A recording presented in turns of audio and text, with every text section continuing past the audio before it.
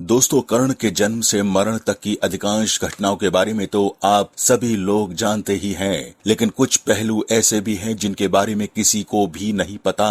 ऐसा ही एक वाकया है कर्ण के अंतिम समय में भगवान परशुराम का उनसे मिलने आना और उन्होंने कर्ण से क्या कहा। क्या आप इसके बारे में जानते हैं? नहीं तो उसके बारे में आज हम अपने वीडियो के माध्यम से आपको बताने जा रहे हैं। लेकिन उससे पहले हम आपको बता दें कि कर्ण के बारे में सर्वविदित है कि कर्ण के बिना महाभारत की कल्पना भी नहीं की जा सकती थी। साथ ही इस बात से भी इनकार नहीं किया जा सकता था कि कौरवों के सेनापति कर्ण अपने प्रतिद्वंदी अर्जुन से भी बड़े धनुर्धर थे, जिसकी तारीफ भगवान कृष्ण ने स्वयं की थी। कर्ण केवल एक शक्तिशाली योद्धा ही नहीं थे, बल्कि बहुत बड़े दानवीर भी थे। युद्ध का परिणाम सोचे बिना उन्होंने अपने कवच कुंडल तक दान में दे दिए थे। लेकिन कहते हैं कि कुसंगति का साथ घातक होता है, और यहाँ कर्ण की दुर्योधन से मित्रता का ही परिणाम था, जिसके कारण उन्होंने कई गलतियां की और उन्हीं गलतियों ने कर्ण को महाभारत के युद्ध में कमजोर बना दिया। जैसा कि आप सभी लोग जानते हैं, सूर्य एवं कुंती पुत्र कर्ण का पालन पोषण एक रथ चालक के घर हुआ था, जिसके कारण उन्हें सूत पुत्र भी कहा जाता था।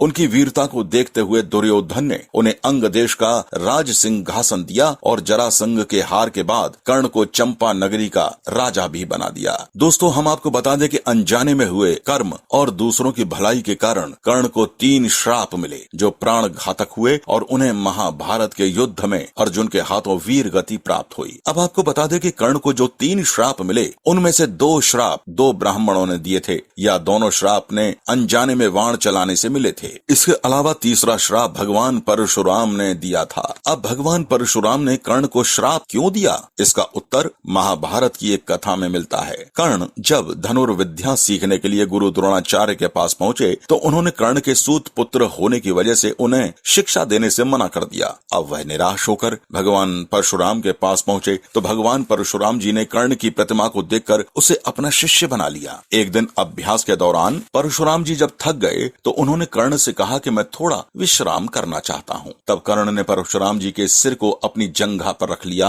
और परशुराम जी आराम करने लगे। थोड़े समय बाद एक बिच्छू आया, जिसने कर्ण की जंघा पर डंक मारा। कर्ण ने सोचा कि यदि मैं अपनी जंघा हटाऊंगा तो गुरुदेव की नींद टूट जाएगी, इसलिए कर्ण हिला तक नहीं और भयंकर कष्ट को भी सहता रहा। लेकिन जब रक्त धीरे धीरे परशुराम जी के शरीर तक पहुंचा तो उनकी नींद खुल गई, और ये सब देखकर उन्हें बहुत क्रोध आया। वो कहने लगे, इतनी सहनशीलता तो केवल क्षत्रिय में ही हो सकती है। दरअसल भगवान परशुराम क्षत्रियों को ज्ञान नहीं देते थे, वे कर्ण को ब्राह्मण पुत्र जानकर ही ज्ञान दे रहे थे। परशुराम जी क्रोधित होकर बोले, तुमने मुझसे झूठ बोला और झूठ बोलकर ज्ञान प्राप्त किया है, इसलिए मैं तुम्हें श्राप देता हूँ। जब भी तुम्हें मेरी दी हुई विद्या की जरूरत होगी, उस समय वो काम नहीं आएगी। यही कारण था कि महाभारत के युद्ध के दौरान जब कौरव और अर्जुन के बीच युद्ध चल रहा था, तब परशुराम की दी हुई विद्या काम नहीं आई। महाभारत की रणभूमि में जब कर्ण अपने आखिरी समय में थे, तब भगवान परशुराम उनके पास आए और कहने लगे, इसी दिन के लिए तो मैंने तुम्हें श्राप दिया था।